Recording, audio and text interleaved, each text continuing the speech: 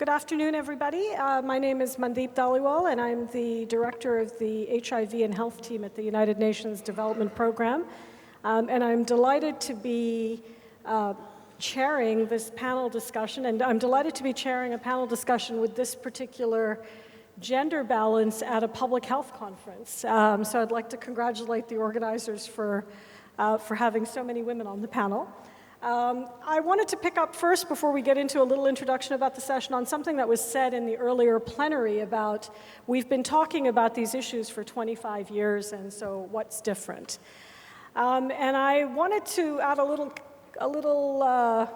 little rejoinder to that at typical health systems and traditional public health conferences such as PMAC, I don't think we've been talking about vulnerability issues in the way that this conference is starting to bring them out. So I think this is really a historic opportunity in this particular audience with all of you here for us to really unpack the notion of meeting the health needs of vulnerable populations, particularly if we're going to achieve universal health coverage.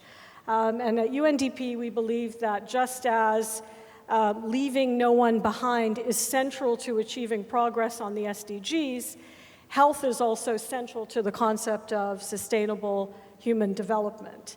And we know, certainly in the context of HIV, that if we don't meet the health needs of vulnerable populations who tend to be marginalized, who live on the fringes of society, that there's no hope of ending AIDS as a public health threat, as set out in the SDG targets.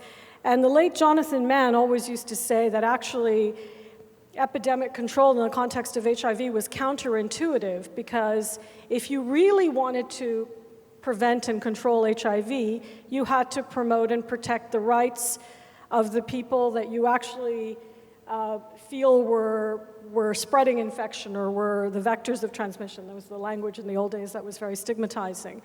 So central to the concept of meeting the health needs of vulnerable population are the concepts of justice and human rights and inclusion that we've heard about this morning in the plenary as well as in the keynote address.